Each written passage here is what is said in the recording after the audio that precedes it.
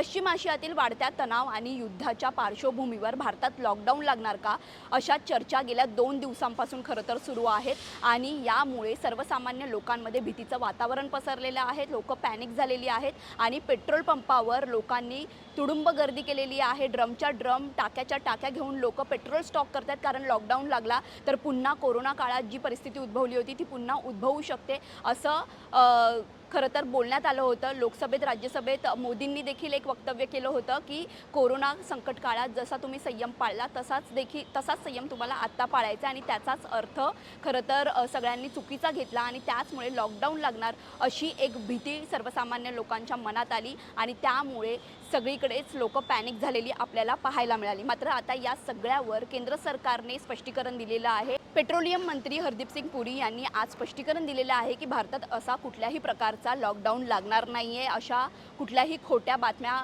पसरवणं थांबवा आणि जर अशा बातम्या पसरवत असतील तर तो बेजबाबदारपणा आहे असं देखील त्यांनी सांगितलेलं आहे।